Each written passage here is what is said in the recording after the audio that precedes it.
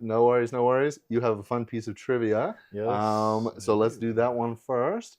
And if it says for Daniel, then that will be for Michael there. So let's do that one first. Okay. Let's put Michael on the spot. Okay, Michael. Daniel has lived in how many basement suites while in Lethbridge? So A1, B2, C3, or D4? I'm going to say 1. Is incorrect. It's actually 2. It's pretty close margin, so we'll let it slide. We'll let it slide. Halfway there. Awesome. Our next piece of Lethbridge trivia for you is, before becoming Lethbridge, our city was a small mining town called A, Black Coulee, B, Coalbanks, C, Quarry Valley, or D, Prospect River. Oh. See, I feel like I've read something about this somewhere. Sure. And how there were all these like gunfights in the street way back when. Mm-hmm. I'm gonna go with D. Oh, unfortunately not. It was B, Coalbanks. Coalbanks. Yeah. Okay. Prospect River sounds pretty cool though. That would have been cool. Our next piece of trivia for us though is about Michael.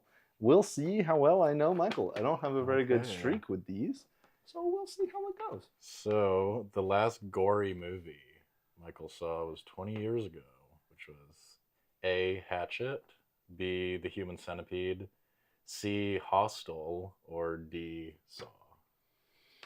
Oh my gosh, it was how long ago? 20 years ago. 20 years ago. Oh my gosh. I'm trying to think which of those came out that long ago.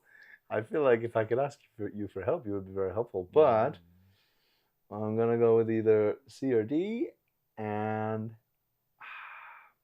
I'm going to pick D. So close. It was C. It was Hostel. Oh, no. I don't even think I've seen that one. So do you remember any of it, Michael? Not really. No, I remember it was scary. I don't really like gory movies. No, you're not. Fair enough. You've seen it? Yes, I have. Right on. And it wasn't very good, or don't remember it? I'm just not like generally with Eli Roth in general. I'm just not too big of a fan. It just comes down to like whether I feel gore in a movie is like justified or not. It's, you know, if I have no like emotional connection to what's happening in the movie, I'm just kind of left a little apathetic. That's super fair. Right on.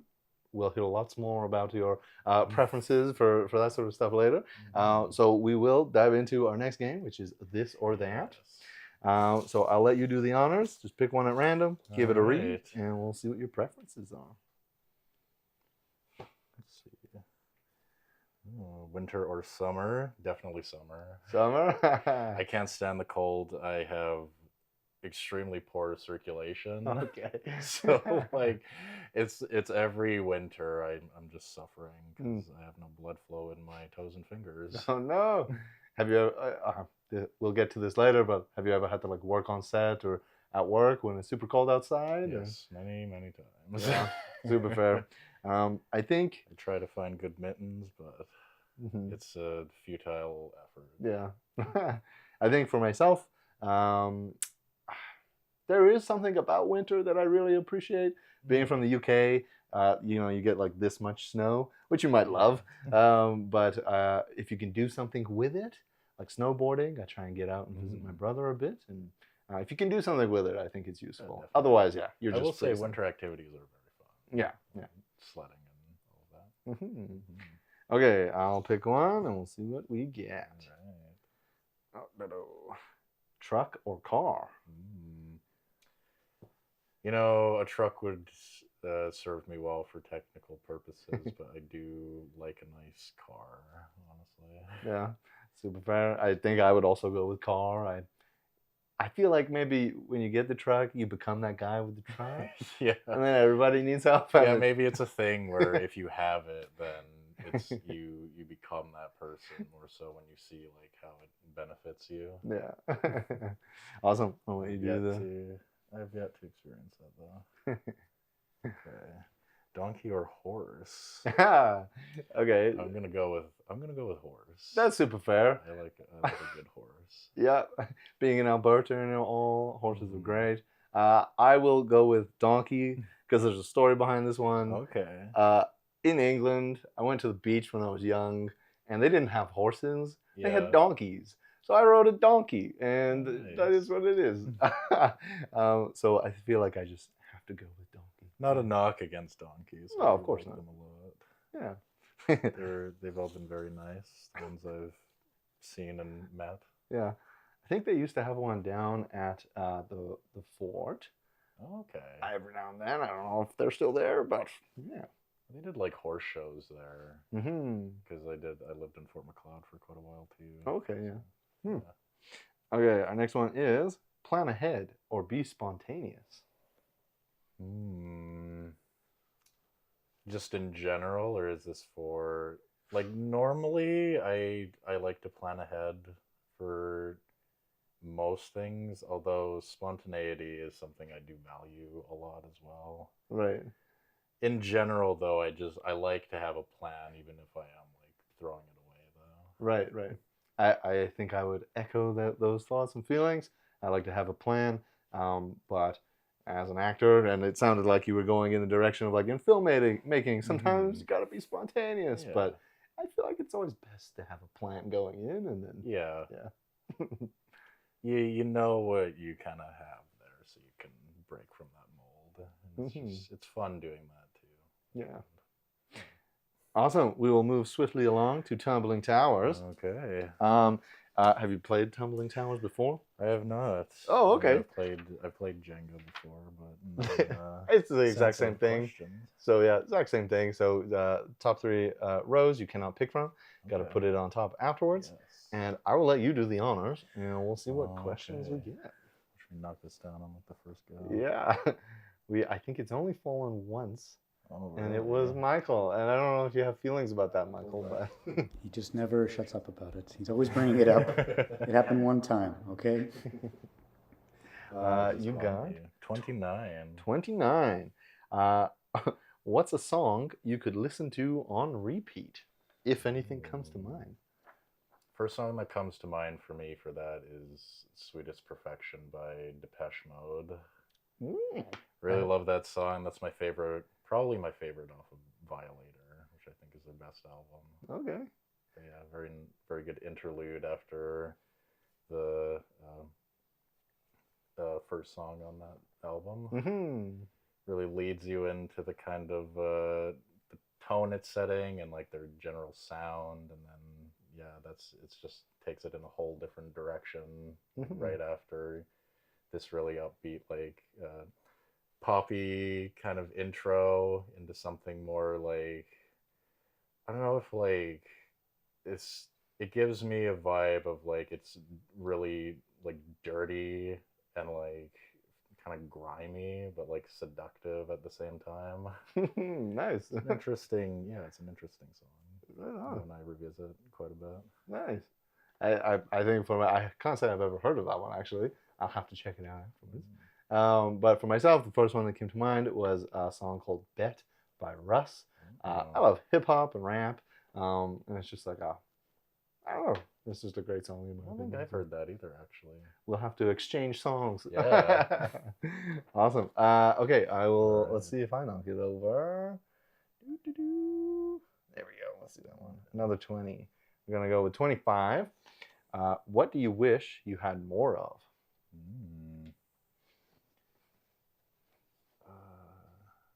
I mean, what comes to mind first is like, and maybe it's just because like I'm coming off of like a big project and I'm like completely broke, but I need more money right now. Yeah. That's not always like, I mean, in general, I would like more time to myself, because I think that's very important in like my creative process, especially like taking time to write too. I never feel like I have enough time to do that in a general kind of day setting. Mm-hmm. So I usually only block off like a little bit of time for it, just on like my lunch break, and that's about it. Oh wow. Yeah. And then the whole thing of getting home, and you're like, well, I can wait until tomorrow. Yeah. Too tired. Yeah. Yeah. No, I feel that. Mm-hmm. How So about you? time and money. Yeah, I think something that I've been exploring a lot lately is just like connections and just connections with people, and even like connecting other people with Yeah. each other. I just think that there's great value in that, and this is if I have to go with either not time or money, of course. Yeah, there's just something about connection. Oh yeah, definitely. Mhm. And also though, like you said, like time to yourself, and that's also important. But yeah, I think for me it's knowing that there's like a community to belong to, and that's one of the things I love about Lethbridge. And yeah, so. Yeah, definitely. I mean, that's one of the things I value most about like everything I've done so far is the connections I've made with different people and meeting new people that I probably wouldn't have met otherwise. Just having the courage to like reach out and see if they're interested in what I'm doing, and if they want to be a part of it, and it's just been super fun. Yeah, I'll let you pick the next one. Okay, let's see. Oh, there we go. 27. 27. Okay. What's a book you couldn't put down, if any? Recently, I read this book called The Axe by Donald Westlake, which I really liked. And it was actually turned into a movie this year that I saw on Friday called No Other Choice. Okay. Which it was a very interesting adaptation of that book because the read is incredibly grim, but the movie is one of the funniest things I've seen in probably like 3 or 4 years, I'd say. I was having a blast. That movie is awesome. Like I was laughing so hard I couldn't breathe at points, and it was constantly just really witty and funny, and the characters are all very memorable. They all have very distinct attributes about themselves. Top-notch writing, and that director really, really knows how to do these very interesting, intricate shots. He's so great at out-of-the-box ways to present his stories, and I just find it really fascinating and invigorating and inspiring. Nice. And is it one of those ones where it's like you kind of need to read the book before seeing the movie? I don't or think do you so. think no? It's something that I think benefits the viewing experience for sure, but it's definitely not necessary. It's something it's very singular. It changes a lot about the book, and it really comes into its own sort of thing apart from the book, which I appreciate as well. Mm-hmm. Nice. What about you? Me, I think for myself, I don't read too much. I know Michael is more of a reader than myself, but I would have to go with The Alchemist by Paulo Coelho. It was ages ago that I first read it, but yeah, when I read that for the first time, I didn't put it down, which was unusual for me because usually I just don't stick with them. Do you have anything that you've been reading or that you couldn't put down? Well, that's a good question. Thank you for asking that, Daniel. Yeah, I guess a book that I couldn't put down. Oh, I think Cal Newport's Digital Minimalism, great book. Yeah, nonfiction. Yeah, I really enjoyed that. Really liked it. So just read it real quick in a few days. So, yeah. Nice. I think we've got time for at least one more. So we'll see what we get here. Oh yeah, let's do that one. 7. Oh, what are you reading right now? That's ironic that that's the next one. If anything, I don't know. I'm reading a book. It's kind of a novella called True Crime. I forget the author's name, but it's this really, really grim Southern Gothic nightmare that is just like, it's going in so many odd directions, and I'm just having a blast with it right now. Nice. Awesome. I am not reading anything right now. So I unfortunately don't really have anything to add to that. That sounds awesome though. Do you have anything that you're reading right now? I'm reading several books right now. I guess the one that comes to mind is called From the Explorers Club, and it's like an anthology of explorers, and they go on different adventures, and I find it inspiring. I like it. Nice. Hmm. Yeah, I know that Michael reads a lot of nonfiction. Do you typically gravitate towards fiction? Do you think? I like fiction a lot, although like nonfiction books that I've really enjoyed over the past little while. I really enjoyed this book called On Tyranny. I read just explaining and going into kind of like the history and like how fascism kind of emerges in vulnerable societies and Hmm. things like that, and how tyrants come about and their tactics for leadership that's been shown over like numerous dictators, Hmm. like how the patterns kind of emerge between them as they Hmm. kind of come up. I don't know. Wow. Um, I, that's not. We are at the end of the segment. I'm Yes. afraid. But that's awesome, and I'm super glad that we got to know a bit more about you, some of your preferences, some of the things you're reading, which sounds super interesting. Yeah, this is On Location in Lethbridge. I'm Daniel. And I'm Michael, and this is Hudson Lewis Scott. And we'll be right back.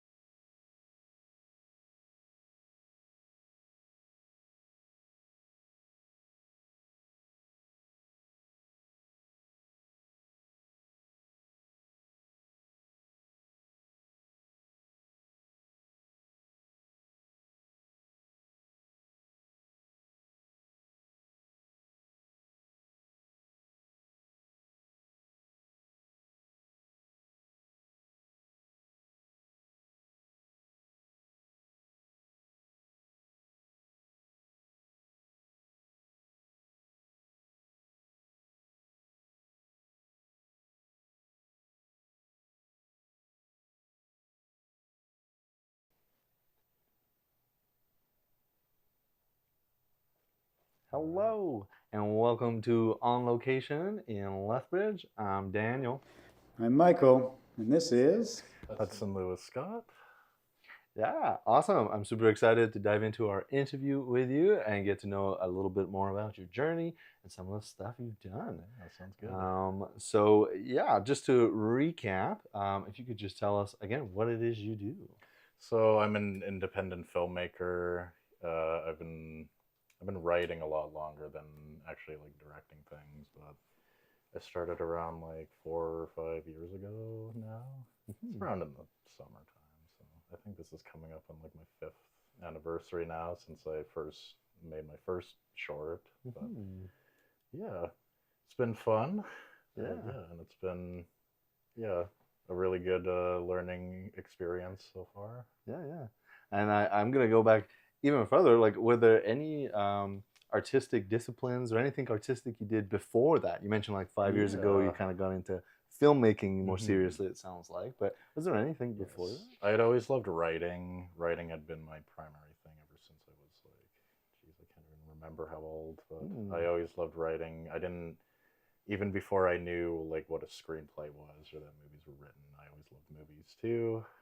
It was probably, oddly enough, I kind of grew up on the movie A Clockwork Orange, even though I didn't watch it. I mean, I watched it like way too early, like when I was probably like, let's say I was like 12 or 13 when I first watched that movie. But that's the movie that really opened me up to movies being a part of somebody's artistic expression, and like pieces of themselves in the movie, as opposed to all the like, you know, blockbuster classics that you see as like a kid.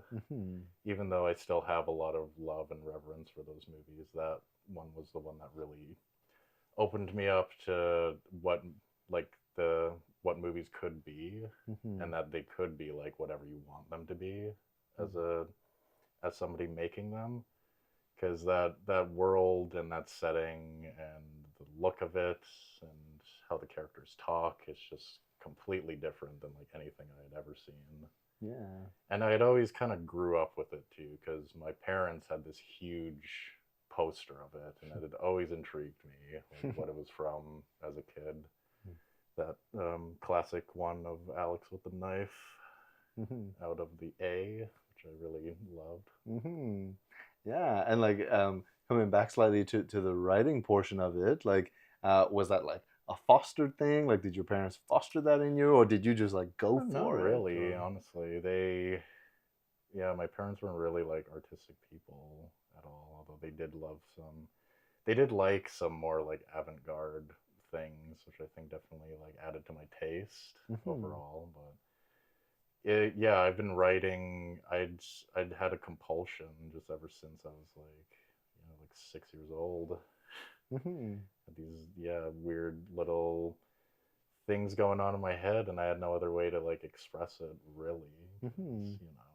You tell anybody about that, and then you're the class freak. So you get it out in your writing, and it's pretty it's a closed off kind of way where I could just be like in my own kind of space and make the things that I saw in my head, which I just thought were like interesting or coincided with like my taste.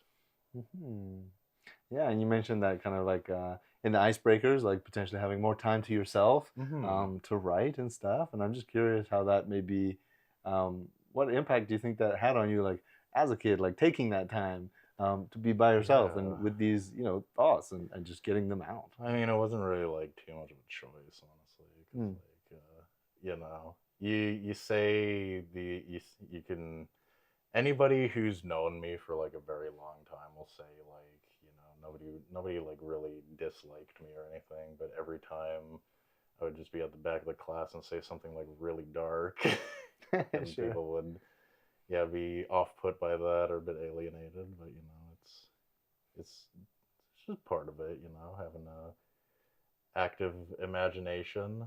And I mean, like nobody was really gelling with like what I was doing just like, you know, really morbid and Mhm. dark, and a lot of people don't like thinking about that, which is understandable. So Mhm. I kept it to myself a lot, but you know, Yeah. it's just something that I would take pride in, like writing to myself, and these stories that were just made for me, I could have and kind of improve on it as I go too. Mhm. Because like I've always been a very like critical person of myself, so Uh, going in and you know, like picking it apart and being like, okay, well, what can I like improve upon, or what can I do better? Like, mm, is it really like satisfying me in the way that I need it to, you know, at that mhm. particular moment at least? Yeah, and I mean, I'm sure you're not alone in that.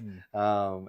And it sounds like, so was that like a part of your process, like even since writing, like in your youth, like kind of picking things apart and being critical, do you think? Yeah, like even for stories that they could be like just thought of on the day, they could be stupid, they could be like, you know, whatever, but just like having it down and having it exist, and Mm. then analyzing like why I kind of felt the need to create that, because I don't really write from like a point of like trying to explore a specific thing Mm. ever. I don't write on like themes, because I think that's like writing at its worst, when you're trying to like shoehorn something into a story that you're trying to explore or whatever. I just, especially like later on now, I've just really focused on creating interesting characters and seeing where that kind of takes me. Mhm. Because after a certain point, you get to know these people that you've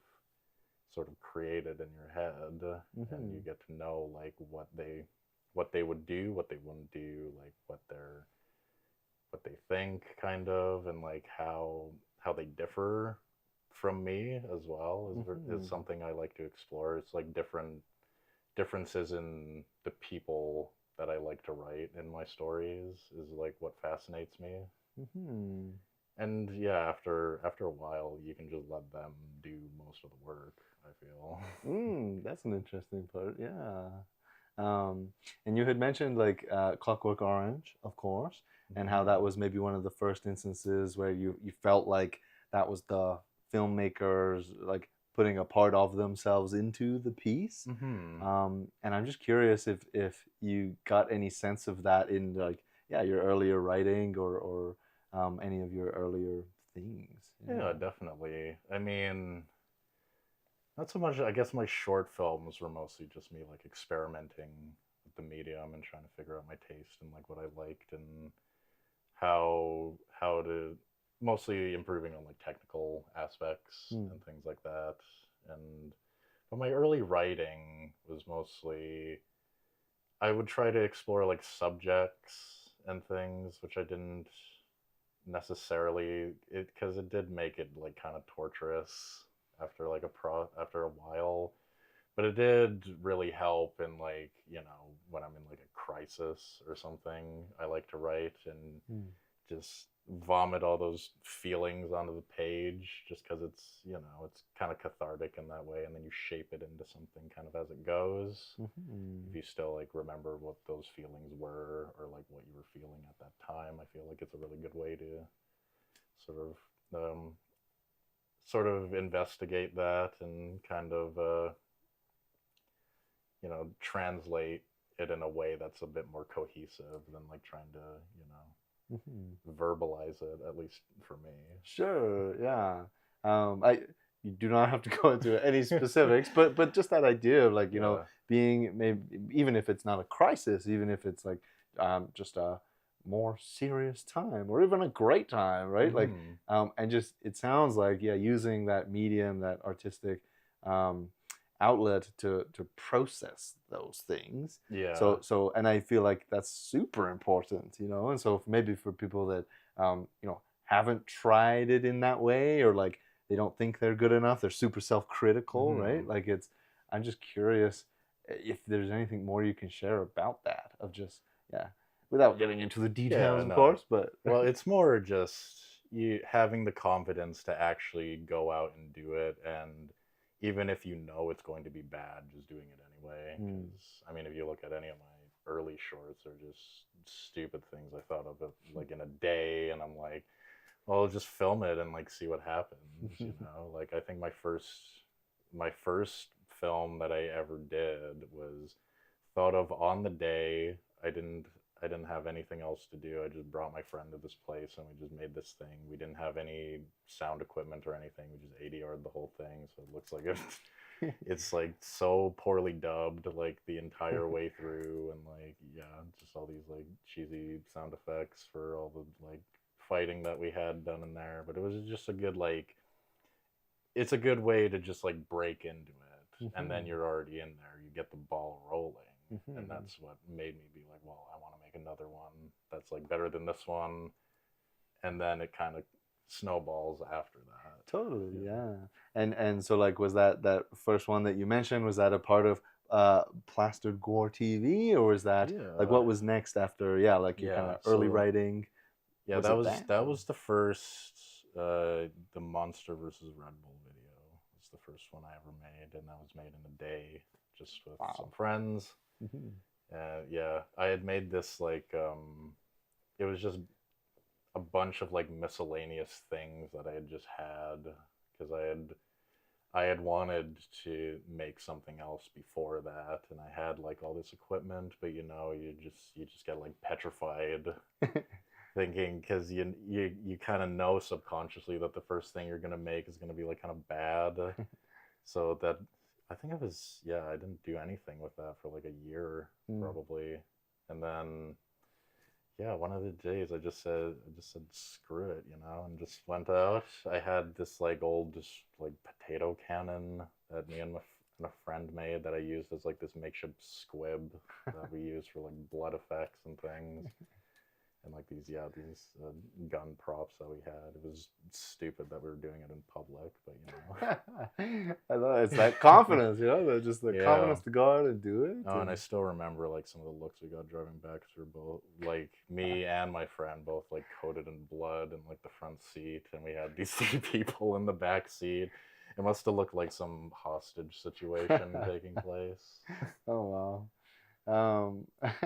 But you mentioned something about the like, you know, subconsciously, you know, that the first thing you make is gonna be like bad, and I think that's like so relatable. Like, and I think that's maybe what stops a lot of people from, or even if they do take the first steps, they'll stop themselves from like editing it or finishing it. You know, like, so what else can you say about that? If you need to be able to stand being bad, I feel if you're in a creative setting, just because it always starts out bad, and the challenge I like to pose to myself is like, well, how bad can I be? You know, some of the times, just to see like how bad it can get before you look at it and you can like make improvements to it afterwards. It just needs to exist first, and then you can really shape it into something good like afterwards, especially with writing.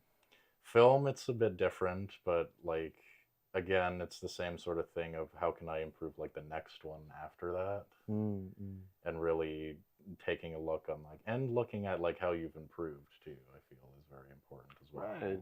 Yeah. Like comparing like your really very early stuff to like what you're doing now or did like a year later, something like that.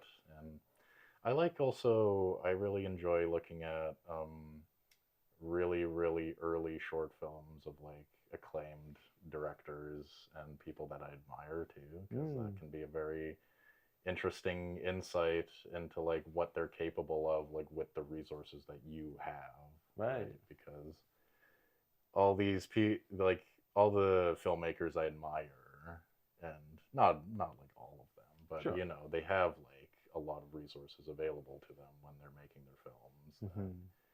Somebody wanting to make like a local production like doesn't have. So, but yeah, really digging into like the past films of these directors that I admire has been like pretty eye-opening, and seeing like how they were doing it with like, you know, just a camera and like their friends, and just making some like scrappy thing together, and yeah. and just putting it all together and seeing it through. Yeah. And I feel like this might go back a little bit, kind of like a through line. It sounds like gore or horror. It sounds like it started pretty early, like your passion for it, writing out just scenes that come to mind. But I'm curious, like, do you feel like did it start there, or how did it amp up? Like, was it not until you went out with your friend and the spud gun and what kind of effect did that have on your passion for the genre? Well, I had always been a fan of like it's because it just comes down to my taste personally. That was shaped a lot by like that early viewing of A Clockwork Orange, because like that was very, and like thinking about it a lot too. Like afterwards, it was something that like really made me think about like what I had seen and like really delve into like, because it really got me into like film criticism that way, where I would think about like the emotional impact it had on me and dissecting these characters, where it's a very interesting glimpse into a mind of somebody who has like psychopathic or sociopathic tendencies, where the whole film is shown from his perspective, where it's not necessarily reality that you're seeing, Right. which is like why the violence is so, it feels like a romp a lot of the time in that movie. Right. It's not like graphic, but it is still like disturbing in the way that it's almost presented in like a gleeful kind of fashion, because that's how he feels about it. And yeah, I've just been, after that it was just a matter of like I quickly got really into like foreign cinema, like I just and the really interesting like movements that came about from like especially a lot of like European filmmakers. I really gravitate towards their work because they just don't, they're like way beyond like what anybody in the US is doing in terms of like what they're willing to put in their movies and how far they're willing to take things, but in a way that's still, it still fits with the story and the characters, and it's presented in a more like eloquent way than just like being there for purely shock value. Right. Not that like shock value movies don't have a place for me, of course, because I do enjoy watching shocking things, but like it really resonates with me if it has like a connection to the character, like if the characters are well written, or if it has a special place in that movie where you understand the choices of like why it was put there. Right. Yeah, that maybe also just comes back to that idea of like confidence. Like put it in there, like go with that gut feeling, do it, see what it comes of it.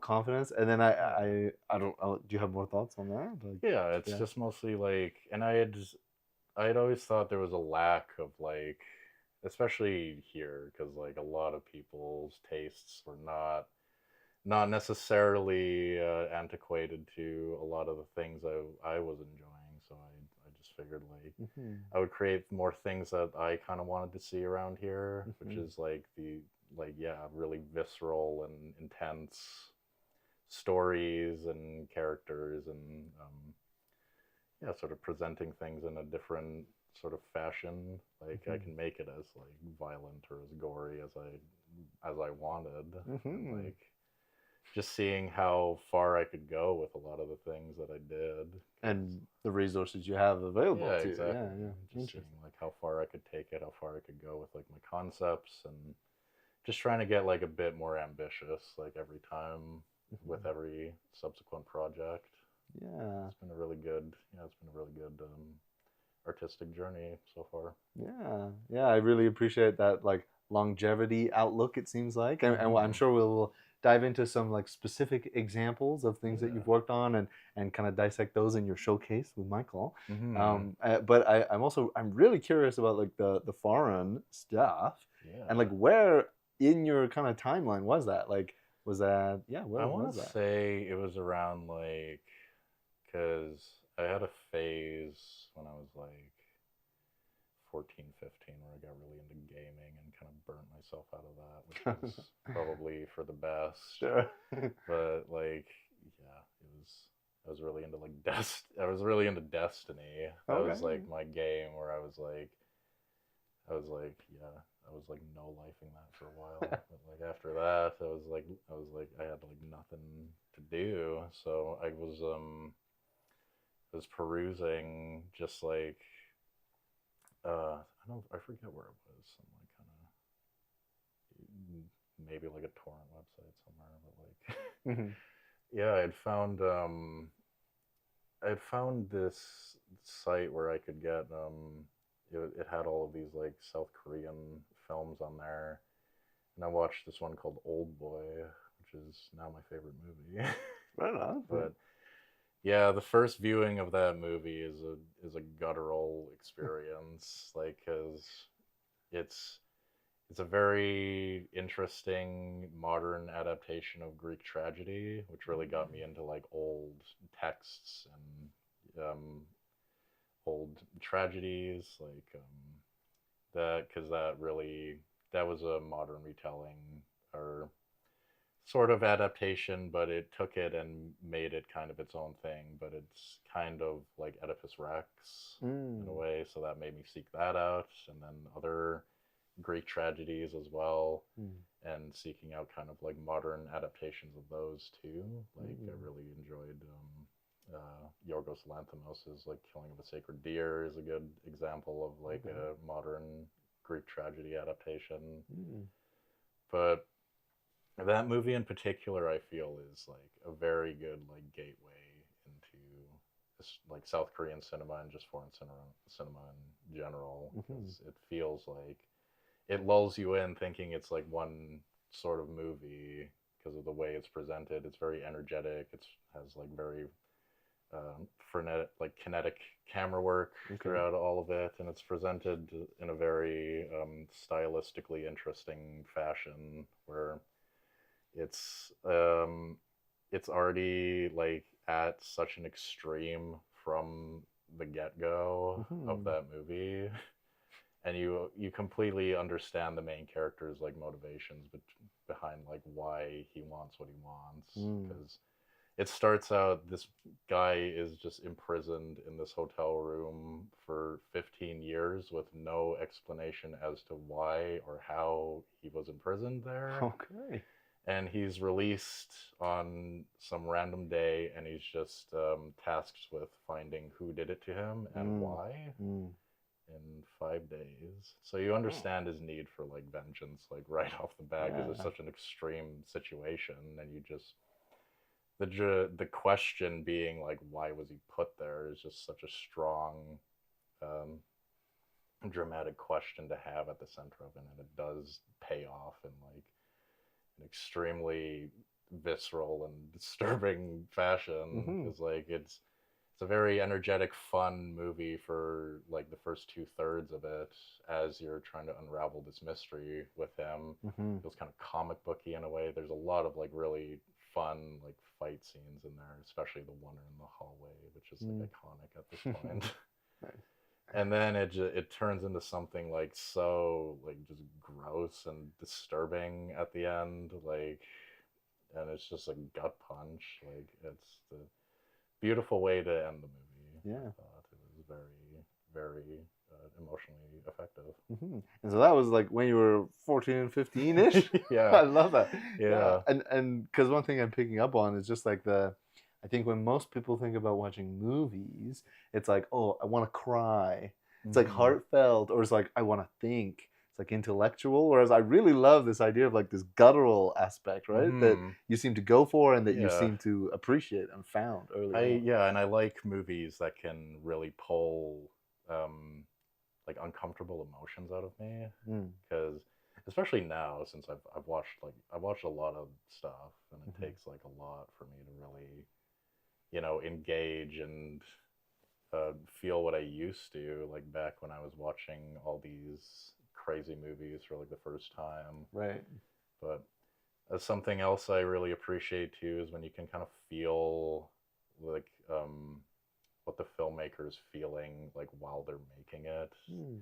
I think of them as kind of like cursed movies sometimes. Mm. Like one that comes to mind for me is Possession from in 1981, where you feel the anguish of that director making that movie, because it's about a divorce, like his divorce. Wow. And it starts off with arguments that would probably be at like the end of any other movie, where it's like extremely uncomfortable and hard to watch, and like really harrowing scenes and arguments in that movie. And it's just, yeah, it's a very, very, yeah, it's just, it's very intense, and everything about it like intentionally adds to that in the way it's presented and the performances. You can tell these people like were really suffering making that movie. But maybe cathartically. Oh yeah, it was for the best. Yeah, interesting. Super interesting. I would be remiss if we didn't mention Plastic Gore TV in more detail. So if you're cool, we've gotten pretty good understanding of like your influences, I think. Definitely. And so like I'm just really curious, yeah, like when did Plastic Gore TV start? And yeah.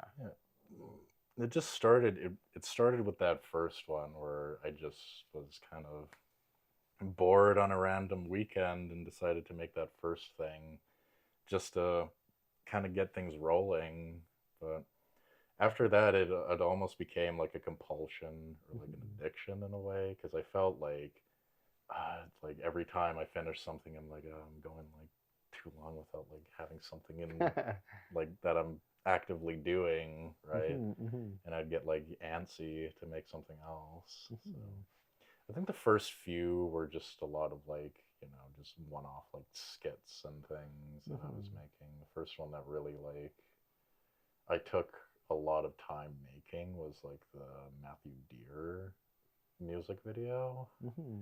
And that was very much inspired by like, films like Bad Lieutenant or like Requiem for a Dream. It's just a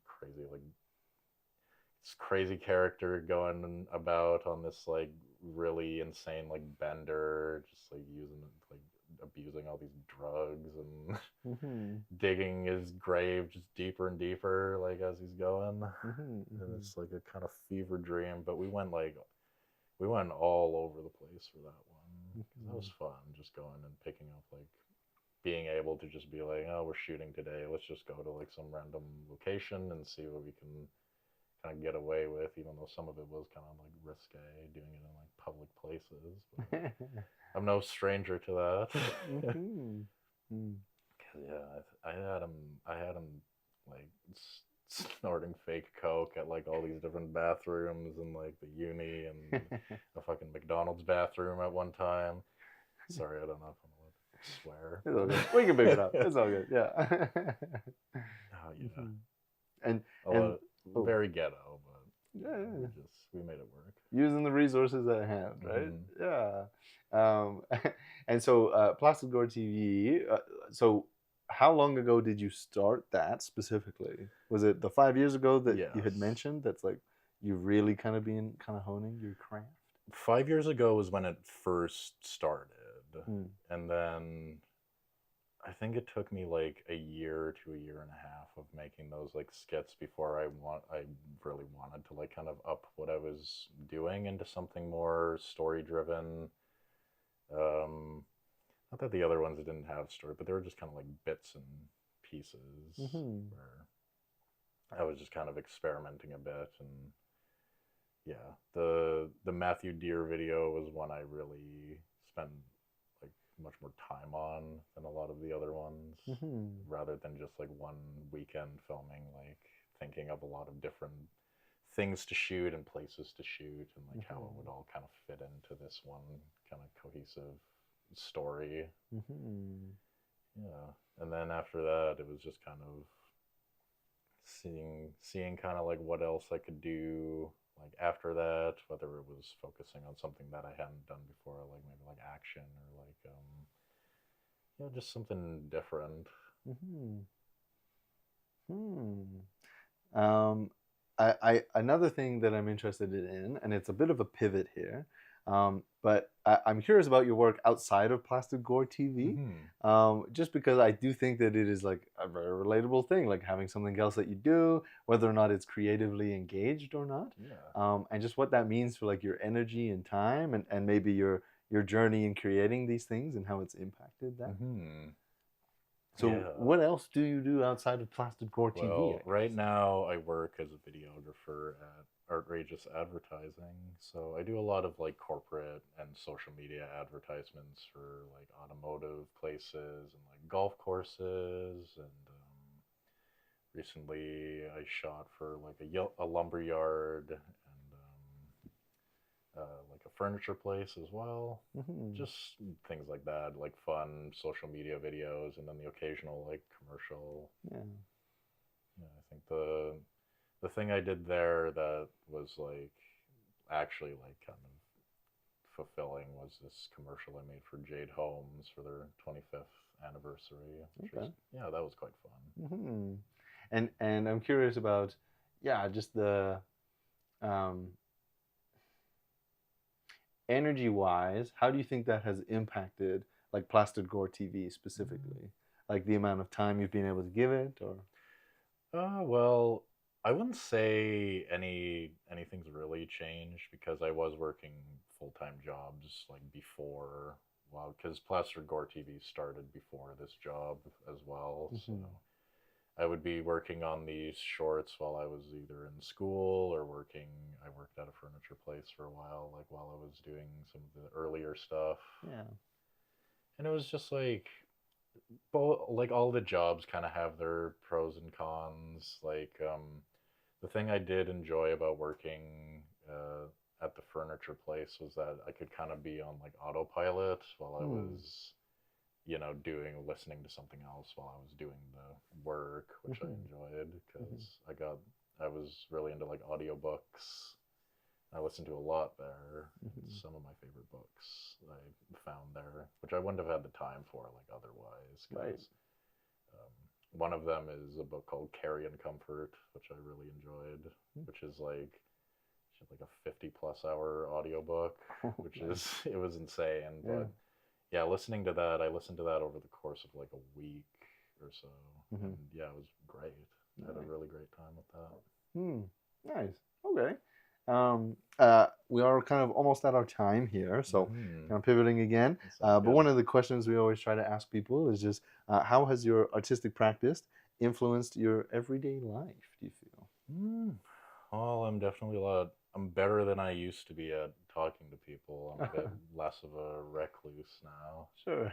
Because, I mean, most of the time, before I even started this, I'd just be like alone writing something weird or strange or graphically violent. It's just normal things. But I feel like I'm a lot better at like talking to people and reaching out to them and just being a bit more personable and conveying myself a bit better as well too, so I don't come off like as strange as I maybe used to. You like putting yourself into your work, but you're not necessarily your work, you're a person, and nice. I think that's a lot of like what, because a lot of people kind of assume, like people's work is kind of like, because if it is like an artistic endeavor, they do put themselves into their work, so it must be kind of like their work. But like, I don't know, I think I like to think I'm pretty chill. I don't think I'm like as intense as like I would agree. Stuff. Right on. I'm easygoing. I try to be, at least. There's certainly the vibe I'm getting. So I do think that's the time we have for this segment. Sounds good. I have thoroughly appreciated all of the insights and stuff that you've shared. But so this is On Location in Lethbridge. I'm Daniel. I'm Michael, and this is Hudson Lewis Scott. And we will be right back with one more segment.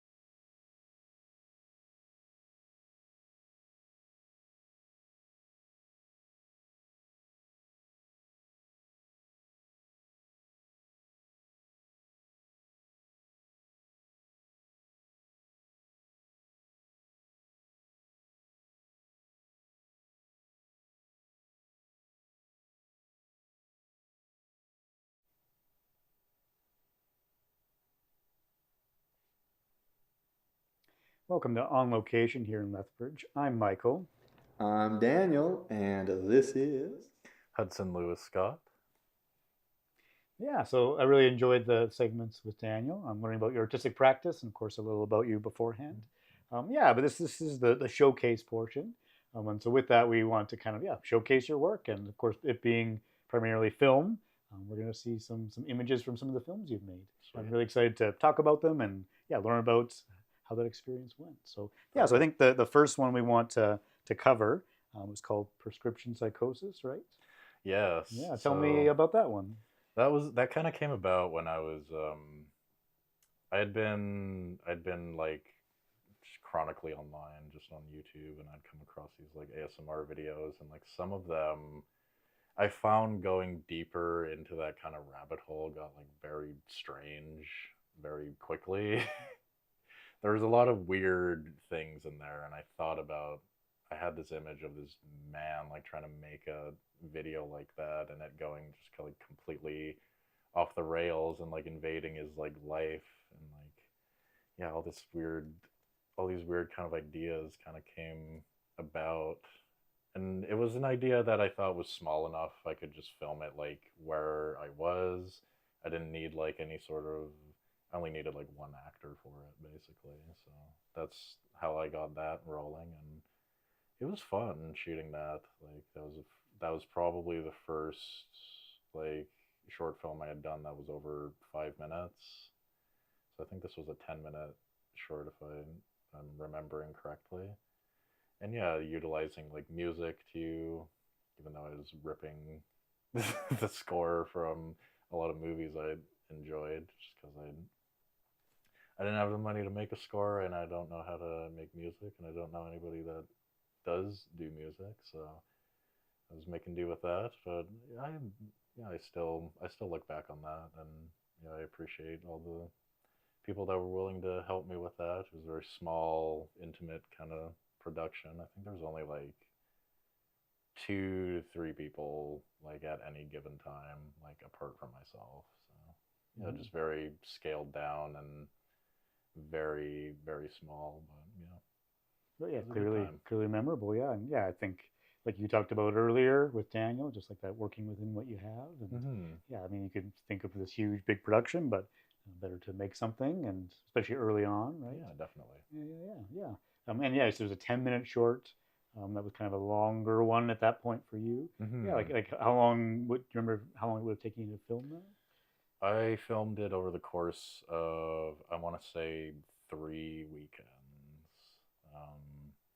I filmed like the intro portion before he goes outside on one weekend, then when he comes back on the next, then the whole kind of like red room section, and then the ending on that same day, I believe, after we got the actor cleaned up and all of that. The thing I remember most about that though is just how bad the mosquitoes were, like going into that forested segment for the last like 3 shots that we needed, because we like all of us just got eaten alive out there, and coming back it looked like we had like smallpox. Just because of how many mosquito bites we had, but it was worth it. We got the shots, and the lighting was great that day. Nice. Yeah, the sacrifices you have to make, I guess, for your art. Yeah. Nice. Yeah, that's awesome. Yeah, kind of going down our list here. Kind of the second one we thought worth talking about was City Song. Tell me about that. That was one where I didn't know anybody, because this was when I was living in Calgary. I didn't know anybody there, and like I had no friends from that area, so I put out like a flyer, I think, on some of like the university like bulletin boards that they had there and things like that, for just anybody who was willing to help. And like there was 2 people that got back to me. One was the actor that I had in the film, who actually I met him at like a screening for like SATE's film and video division, where I just sent them some of my stuff and they decided to screen it there. And yeah, asked me if there was anything that I was working on like upcoming, and I think the film I had shown there was the prescription psychosis ASMR the short there. But yeah, he agreed to do it after I chatted with him a bit, and then my friend Jomo contacted me after seeing the flyer because he was going to U of A, and he was a photographer that was looking to get into cinematography. So I he agreed to do it because I didn't think anybody was willing to do the kind of things that I needed for like the main character in there. So I just figured I might as well try it and see how it goes. So yeah, some of the stuff I filmed myself, just like trying to set up the shot, like, and experimenting until I could find an angle that I liked, or and doing it like as many times as I needed, like just by myself in my room. But a lot of the best shots in there come from Jomo, especially like his handheld was very good. After I kind of explained what I wanted, he just kind of got me like immediately, which was great. Yeah, we had a very good time working on that, and it was really, really fun. Yeah, sounds like it. Yeah, yeah. I mean, and like you said you primarily started as a writer, you're making your own films. Like, yeah, what was that like to be now the actor in your film? It was fun. It was definitely a change, and like I kind of I kind of was committing to that like even beforehand, just growing out my facial hair and like kind of looking kind of raggedy for a couple months there, like doing all of that.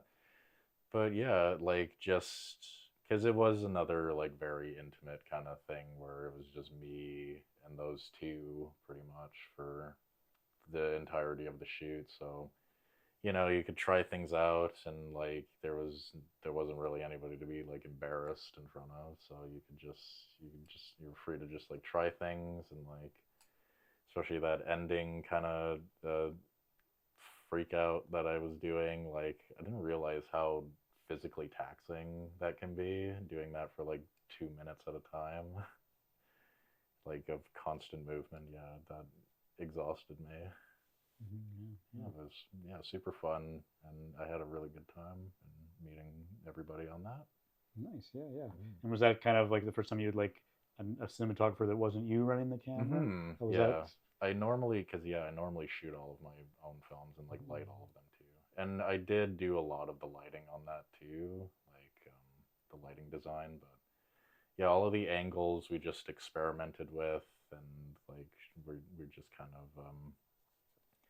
we would kind of have to assess like what was working and what wasn't, and then change things accordingly and test things out and just see what looked good for that specific shot. And like a lot of them were uh, Jomo's suggestions, which worked like very well for like switched up like angles than what I had initially had in mind. But yeah, they turned out very, very good.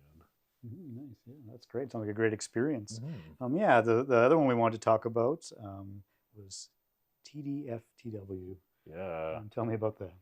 That came about actually because I had gone to a birthday party which was clown themed, and I'd done like just the most. It was like the most uncomfortable thing putting on all this makeup because I just plastered this white face on and made it really, really grimy. But like right after that, Shoo Shoo had released their new album, and I'd listened to that like right after, and I'd listened to that song and immediately had these images kind of flash into my mind while I was listening to that song, and I thought it would be a really great concept to have, like, because I'd never really done like a gang thing, and I'd wanted to do that for a while, especially being a fan of like a Clockwork Orange and everything. So I figured I'd make it like really over the top and crazy and intense, like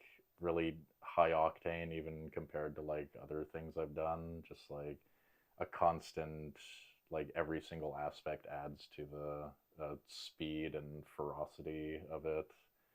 And yeah, like there was a lot of I think that shoot took like it was 4 or 5 nights, I want to say.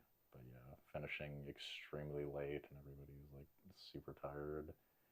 But it was, yeah, I had a blast doing it and going, and that was probably like the most people I've ever had on a set.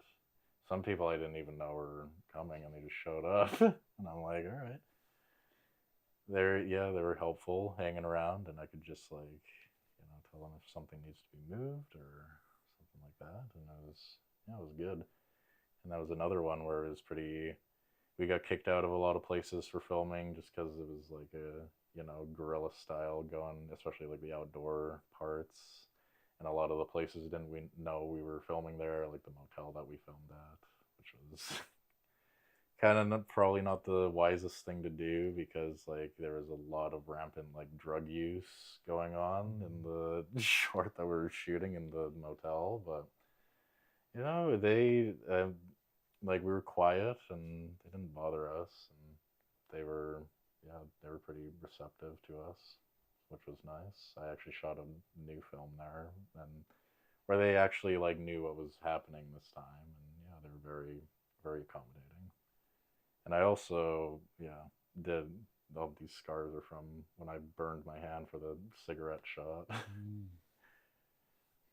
Yeah, more sacrificing Well, for your art. I mean, taking some abuse. I just figure, if you're not, you need to be willing to kind of do those things if you want to put them in your film. Because, I mean, I didn't have any sort of way to kind of fake that, which I wanted. And I wanted it to be, like, real. So I figured, like, I have a pretty high pain tolerance, so it wasn't, like, too big of a deal. So, but yeah, we did, like, we did, like, 7 takes of that before I finally got what I wanted. But yeah, it wasn't too bad. Oh, that's commendable. Yeah, good for you. Yeah, yeah, and that was a music video. Yeah, what was that Yes. like filming a music video versus a scripted piece? Not too different. I still shot list everything that I want for both of them. A music video, I have a bit more of a guideline of like what I'm envisioning, just because I listen to the song like many, many, many times when I'm putting together a shot list for a music video, because like when I make the story, I don't want it to just be like a vibe set to the music. I want it to be a part of the music. So I edit all of my music videos to the rhythm of the song a lot of the time, as best as I can, of course, because there's always like little things that I can't get like perfectly, but I try my best. And that one was one where I needed a lot of shots because I wanted the editing to be like very frenetic and fast, and like I don't think there was a cut in there that even lasted longer than a second, honestly. It was just like go go go for the entire thing. Nice. Yeah, yeah. And is there like a dialogue with the musicians, the artists as well, as far as what story they want to tell? Not a lot. I just make them as like fan pieces a lot of the time. Although Shushu was very receptive to this when they received it, which was it was great. They were very accommodating and supportive. They tried their best to get it placed with their record label, even though like it was eventually turned down because it's a bit too like graphic and had a lot of like drug use in there. So it's understandable, but I appreciate them giving a shout to it, and they're great. Oh, nice. That's great. Yeah, yeah. Cool. Yeah. Yeah, and then another one we want to talk about, which is a more recent piece, the Serious Serial piece. Tell me about that. That was made as part of a 48-hour challenge with Cuff, which was it was quite fun. And oddly enough, like every 48-hour film challenge I've done, everything has gone like extremely smoothly, as opposed to like every other shoot I've done, which is like something always goes wrong or something kind of catastrophic happens. But yeah, this one was we were hauling ass on that one. Like I think they showed up here at around like 8. I had the script pretty much written, but again with those things, it's kind of just like you write like a first draft, and then they take it and kind of make it their own, you know, because you don't have the time to kind of like memorize it and go off of it. And I always encourage like improvisation whenever I'm making a short, just because I feel like it's fun and spontaneous, and actors surprise me all the time with the things that they do, and I want to see that. Like, it's something I value a lot. But yeah, that was very fun. It was a concept that I came up with pretty much like immediately after the prompts were given. Like, just making a huge mess in the iconic kitchen with the retro flooring. Yeah, like it was just a lot of fun to shoot, and a lot of fun having everybody there. We wrapped at like 2 p.m., which was pretty fast. Like, only a few hours of shooting gave us time to clean, and like I was confident going into the edit. Like, I think I finished like the next day at around like 4 or something, which is not, it wasn't terrible. Like, I wasn't rushing to complete it or anything. It was a very relaxed shooting experience, honestly, despite the tight turnaround. Yeah, it sounds like that might come from also your experience too, right? Mm-hmm. I just feel like I never want anybody to feel like stressed on any of my sets. It's a place where I want people to kind of experiment, and where anything can go, you know, if they want to try something. Like, it's always open to any sort of ideas anybody may have about where they want to take a scene, or how they want to perform a scene or something. Because normally a lot of the time too, like, I will push things further than initially like intended. Like, especially this like last project I worked on, a lot of scenes where kind of they needed like an extra little push to make it like that much more like visceral or impactful, or something that I oftentimes just sprung on the actors like the day of, and just were grateful that they were willing to roll with the punches, even though it was strange and bizarre and off-putting at times. Yeah, that's your role as the director, right?